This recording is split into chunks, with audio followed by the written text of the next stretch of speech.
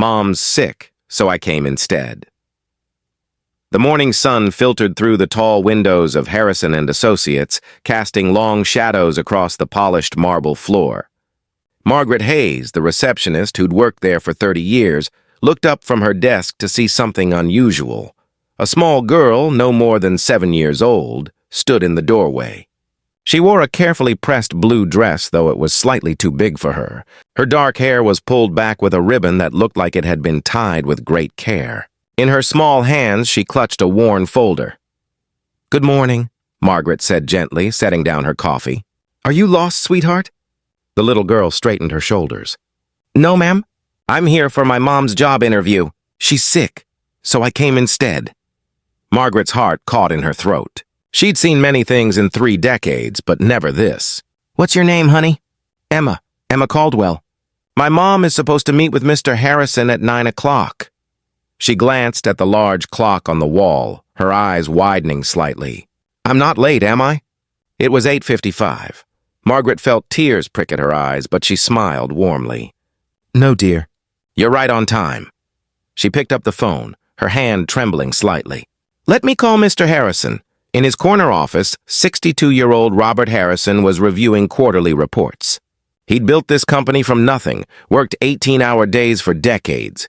People called him tough. Fair, but tough. When Margaret's voice came through the intercom, he expected the usual morning briefing.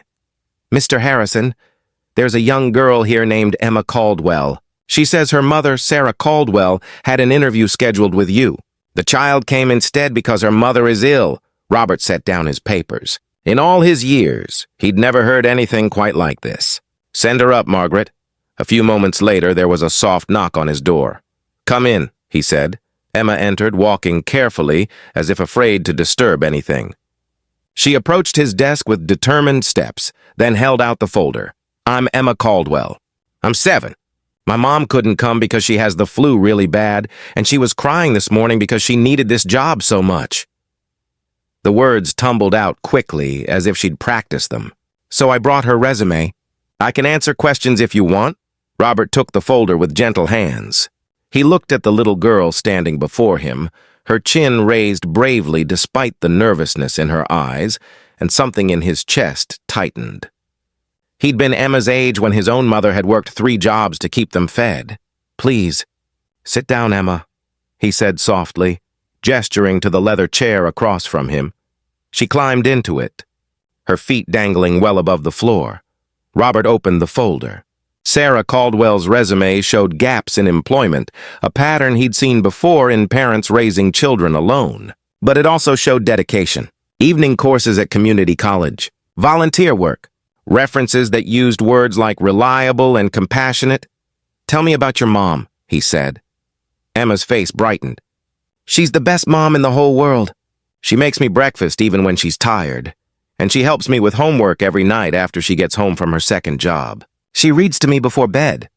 She paused, her voice dropping. "She doesn't buy things for herself anymore. Only for me."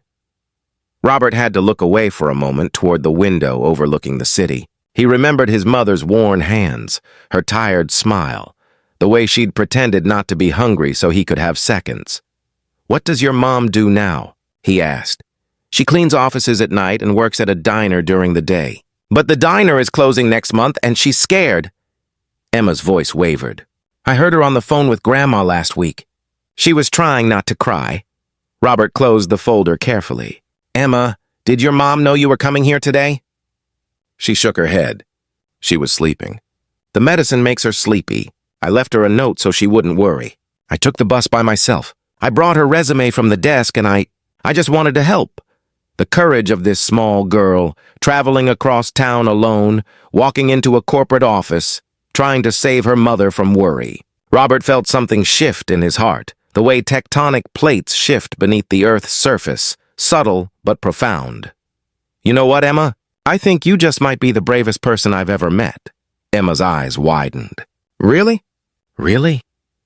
He stood up slowly, his joints reminding him of his age.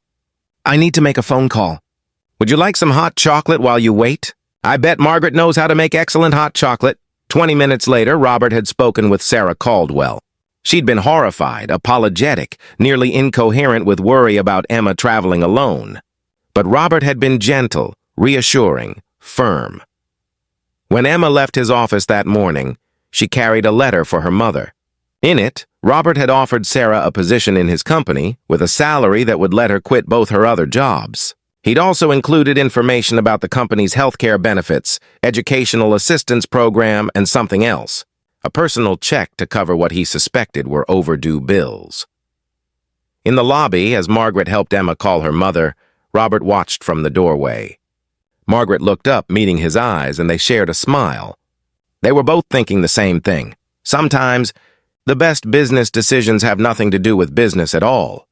Emma waved goodbye, and Robert waved back, this millionaire CEO in his tailored suit, touched by the simple courage of a child's love. Because in the end, we're all just people. And sometimes, if we're very lucky, someone reminds us what really matters. Sarah Caldwell started her new job 2 weeks later, once she'd recovered. She became one of the company's most dedicated employees, eventually managing an entire department. And Emma? She visited the office sometimes after school, doing homework in the break room while her mother finished work.